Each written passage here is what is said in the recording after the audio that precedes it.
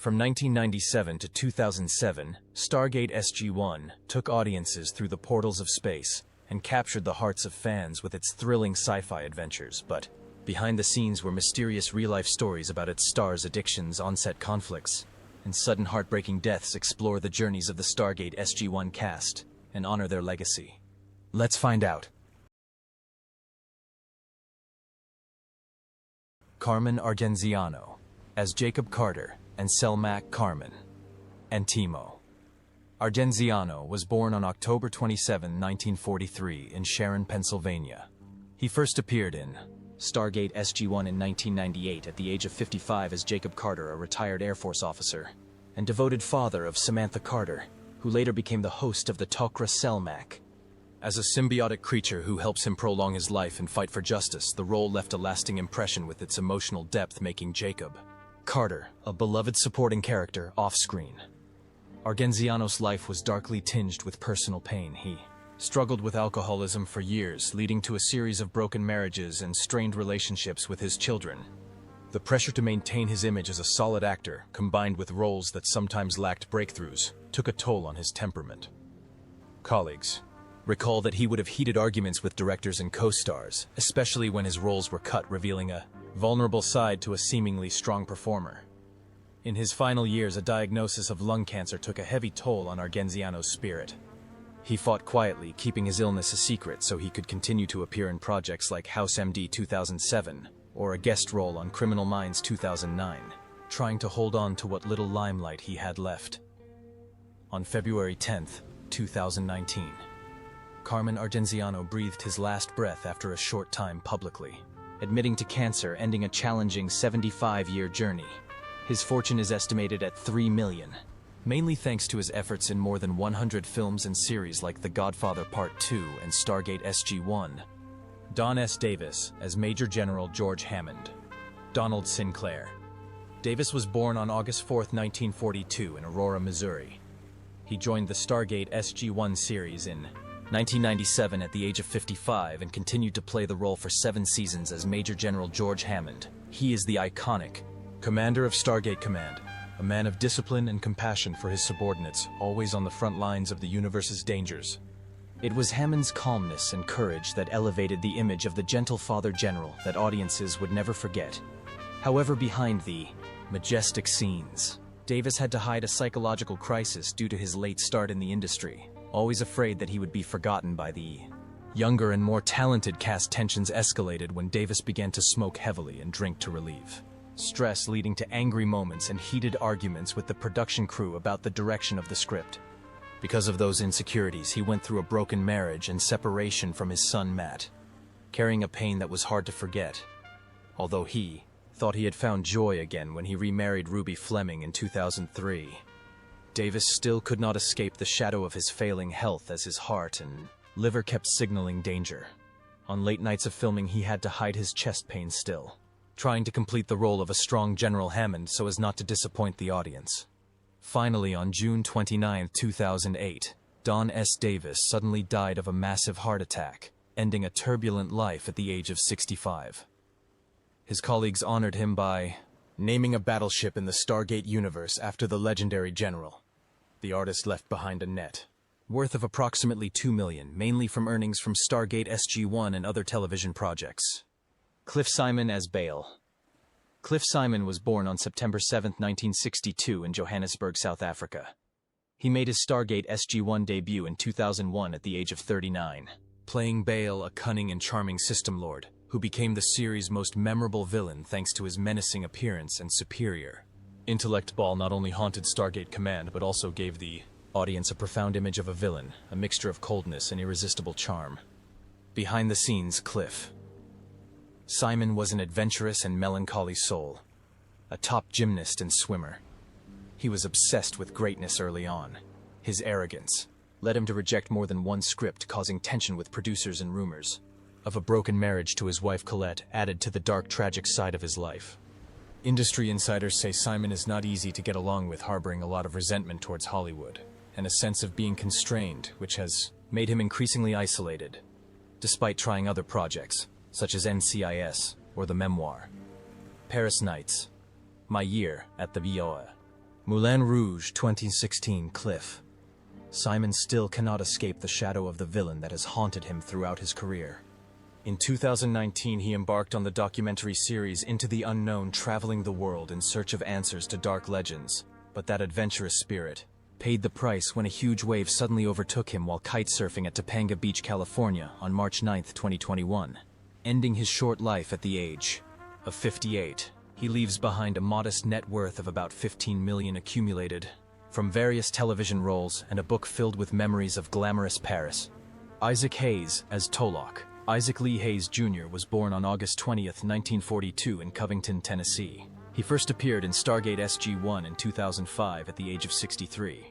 As Tolok, a brave Jaffa warrior who once led the righteous fight against Goa'uld domination, although only at the supporting character, Tolok still brings with him a strong, determined image, adding a diverse color to the Stargate world. But behind that image of success was a life rife with cracks and controversy. Hayes, the legendary stickman and fiery soul who captivated the world, was haunted by the scandals surrounding Scientology, leading to a bitter departure from South Park and a fractured relationship with the public. The pressures of fame combined with a simmering addiction to painkillers pushed him into a life of isolation away from the spotlight after decades of glory. Towards the end of his life, Isaac Hayes' health rapidly declined, the result of successive strokes that left him unable to return to the stage on lonely nights. He was consumed with regret and loneliness as a genius who once held a musical empire in his hands, but could not save a broken family. After going through 3 divorces, 11 children, and countless grandchildren, leaving behind complicated inheritance issues, on August 10, 2008, just 10 days before his 66th birthday, Hayes was found unconscious on the floor next to a running treadmill and died of a recurrent stroke, ending his life at the age of 65. It is estimated that at the time of his death, Isaac Hayes left behind an estate worth around US $12 million, largely from his legendary music catalog, along with several television roles. Louis Gossett Jr. as Garak. Louis Cameron Gossett Jr. was born on May 27, 1936, in Brooklyn, New York. He joined Stargate SG-1 in 2005 at the age of 69, taking on the role of Garak, a powerful Jaffa leader with political ambitions, creating a memorable character in the Stargate universe with a tough, cold demeanor, but still holding on to his own ideals. The role was fueled by the same heroic spirit that propelled Gossett to the top of cinema with an Oscar for An Officer and a Gentleman in 1982. However, behind the spotlight, Louis Gossett Jr. faced countless difficulties. His career declined after the 1980s due to failed film projects and risky business ventures. All 3 marriages ended in divorce, leaving him with deep emotional scars, along with rumors of domestic violence that Gossett himself never officially acknowledged, but which still haunted his image for decades. Later, Louis Gossett Jr. gradually became more closed and silently fought a series of illnesses: diabetes, prostate cancer, and then COVID-19, which severely weakened his health in addition to chronic obstructive pulmonary disease that tormented his every breath. He rarely shared, choosing to endure and stay away from the media lens. However, for brief moments, one can still see the proud aura of an artist who once brought glory to African-American cinema. On March 29, 2024, Louis Gossett Jr. breathed his last breath at a rehabilitation center in Santa Monica, California, at the age of 87 after complications from lung disease. Combined with heart failure, his net worth at the time of his death was approximately $5 million, mainly from his origins, An Officer and a Gentleman, and other television roles. Maury Chaykin as Nerys Maury Allen. Chaykin was born on July 27, 1949 in New York. He made his Stargate SG-1 debut in 2005 at the age of 56, playing Nerys, a greedy, cunning, scary, and funny old Goa who tries to curry favor with the Stargate commander to further his own agenda. Chaykin's cunning and greedy portrayal of Nerys has become a unique highlight among the series' other serious villains, affirming his unique versatility. Behind the spotlight, Chaykin's life is full of brokenness. After his breakout role in 1994's Whale Music, for which he won a prestigious Genie Award, Maury's marriage began to unravel. His first marriage to producer Ilana Frank ended quietly and painfully, and even when he remarried actress Susanna Hoffman, they were not without constant tension. Despite having a young daughter to support him, Maury was plagued by loneliness, insecurity, and lingering emotional wounds that made him increasingly withdrawn. In his later years, he continued to devote himself to the screen with some uncomfortable roles in 2008, playing Sam Blecker, a clumsy and chaotic father, who was a loving but helpless reflection of his real life. Colleagues revealed that Chaykin had a hot temper, was unpredictable, and often got into heated arguments on set which affected his working relationships and left him emotionally exhausted. On his 61st birthday, July 27, 2010, Maury Chaykin died suddenly in Toronto from complications from a heart valve infection, closing a life full of turmoil and unfinished chapters. It is estimated that he left behind an estate worth about $2 million, a small sum compared to his talent and nearly 50 years of dedication. Christopher Judge as TLC. Christopher Judge was born on October 13, 1964 in Los Angeles. He has been the face of the warrior TLC on Stargate SG-1 since 1997 when he was 33 years old. In the series, Teal'c is a Jaffa warrior who once served the Gold but later became a loyal ally of Earth, calm, strong, and always sacrificing for the common good. This role made Judge an icon among science fiction fans. But behind the scenes, Judge's life was filled with equally harsh events. He struggled with painkiller addiction during the early stages of SG-1 to the point where he was nearly fired after constantly arguing with the producers about character development. His marriage also fell apart when his divorce from Margaret Judge was rumored to be due to infidelity and financial crisis, followed by a bitter custody battle that left Judge emotionally drained.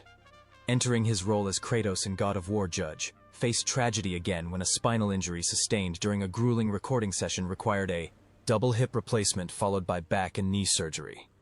The lengthy recovery process was physically and mentally taxing, forcing him to relearn how to work and train from virtually scratch. Now in his 60s, Christopher Judge continues to work tirelessly in the gaming and film industries while staying connected to the Stargate fan community.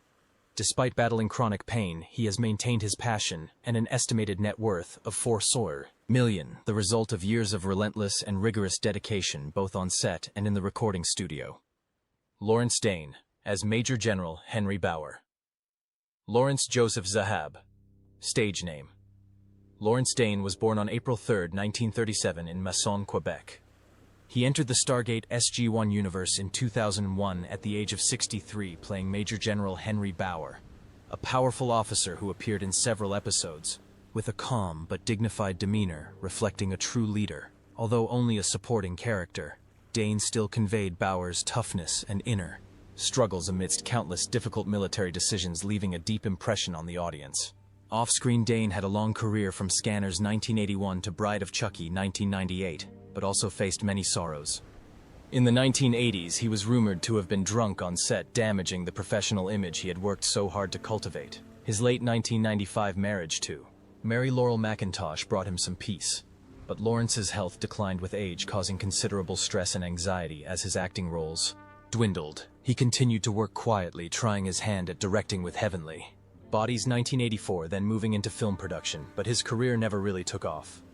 Friends described Dane as a private person who found it difficult to open up, sometimes leading him to isolate himself in solitude even when surrounded by his family.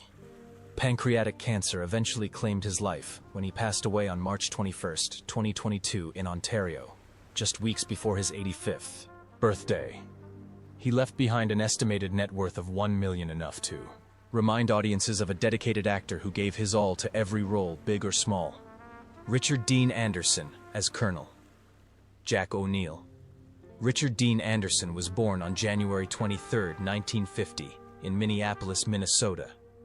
At the age of 47, he joined Stargate SG-1 in 1997 as Colonel Jack O'Neill, replacing Kurt Russell, and quickly made the character an icon, a seasoned officer who was humorous, compassionate, yet tough and unruly. O'Neill was both the leader and soul of the SG-1 team, bringing with him his military experience and personal pain from the loss of his family, making him a character with depth to the series. However, behind the scenes, Anderson suffered from chronic back pain and insomnia, which made him increasingly unstable. There were tense moments on set, when he forgot his lines, lost his temper, and even had heated arguments with the director, many times creating a rift in the production atmosphere of Stargate SG-1. His relationship with his longtime partner, April Prose, the mother of his daughter, also became cold due to rumors that Anderson turned to alcohol to relieve stress. In the early 2000s, he suffered a mental breakdown, withdrew, and decided to leave the screen to spend time with his daughter Wiley, whom he called the only reason he was still alive. Richard moved to a secluded life in Malibu, avoiding any invitations to return, although he still occasionally appeared. At Stargate fan meetings as of 2025, Anderson 75 still maintains a private and low-key lifestyle, rarely interacting with the public, and has turned down any Stargate reboot projects. With an estimated net worth of $20 million from MacGyver's Stargate SG-1 and production deals, he is content to enjoy peaceful days with his daughter, closing the glorious yet turbulent journey of the American television legend. Amanda Tapping as Major Samantha Carter. Amanda Tapping was born on August 28, 1965, in Rochford, England. In 1997, at the age of 32, she played Major Samantha Carter in Stargate SG-1, a brilliant female scientist and brave military officer who made important contributions in leading missions through the Stargate. Carter not only brought cutting-edge quantum physics knowledge, but also served as a solid support for the SG-1 crew, helping the series leave a strong mark during its nearly decade on air. However, behind the spotlight, Tapping suffered a great psychological shock when she faced 8 miscarriages during her marriage to Alan Kovacs, which sometimes pushed her into depression and exhaustion at the height of her career. In the midst of stressful filming seasons, there were rumors that she was almost fired from Stargate Atlantis Season 5 due to salary disputes and disagreements with the producers, but she persisted in playing Carter despite the heavy pressure on her mind. The filming was also described as being so perfectionist that it became grueling, causing fatigue for the crew due to her meticulous attention to detail. This pressure also affected her marriage, with rumors of a rift, although she and her husband eventually stayed together and raised their daughter. After gradually stepping away from acting, Amanda turned to directing on series such as Travelers, Anne with an E, and Motherland Fort Salem, but maintained a special relationship with the Stargate fan community. Now 59, she lives a quiet life and only attends rare events, mostly to share her expertise and spread stories of overcoming loss, with an estimated net worth of $5 million from Stargate SG-1's Sanctuary and her directing gigs. Amanda Tapping remains a stalwart of North American sci-fi. Willie Garson as Martin Lloyd. William Garson Passamont was born on February 20, 1964, in Highland Park, New Jersey. He began appearing on Stargate SG-1 in 2000, at the age of 36, playing Martin Lloyd, a humorous, eccentric, yet profound character who is remembered by audiences for his witty, sarcastic lines and his light-hearted, charming acting style. Martin Lloyd was a complete departure from the more serious roles on Stargate, giving Garson the opportunity to bring a breath of fresh air to the entire series. However, outside the spotlight, Willie Garson suffered a lot of silent pain. After the huge success of his role as Stanford Blatch in Sex and the City, he was largely pigeonholed into the image of the witty gay friend, making it difficult for his film career to break out. In the following years, Garson quietly raised and adopted children and did not publicly disclose any long-term romantic relationships, leading to public speculation about the isolation and loneliness he suffered. The pressure to maintain a comedic image tormented Garson, and he often felt stuck and discouraged in his acting career. Even more tragically, he was diagnosed with pancreatic cancer, but decided to keep it a secret even from his closest friends. Garson continued to act, and thus he silently fought the disease. Willie Garson passed away on September 21, 2021, at his home in Los Angeles, ending a 57-year journey filled with laughter, but also loneliness. His net worth at the time of his death was approximately $5 million, mainly from the Sex and the City series, along with many supporting roles on television. Paul Koslo as Terok. Paul Koslo, born Manfred Kozlowski on June 27, 1944 in Germany, made his Stargate SG-1 debut in 2000 at the age of 56, playing Terok, a cold and loyal Jaffa who, although only a minor character, left his mark with his sharp eyes and deep, menacing voice befitting a ruthless henchman in the Gold System. With his extensive experience from dozens of previous villain roles, Koslo made Terok an indelible mark in the hearts of science fiction fans off-screen.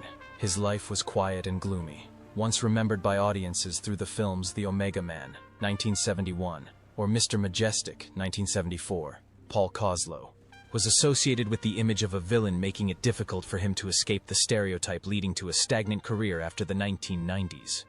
After marrying actress and screenwriter Alaire Patterson in 1997 and having a child, he focused on raising his family, but he continued to worry about his fading fame in the turbulent world of Hollywood. In his final years, Koslo quietly battled pancreatic cancer, a devastating disease that drained him both physically and emotionally.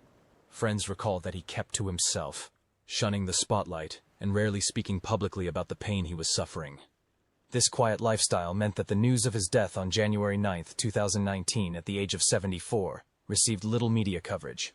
He left behind a modest net, worth of around $500,000, largely due to supporting roles over a 50-year career, along with a quiet but distinctive legacy as a classic on-screen villain with a depth and presence that few actors can achieve.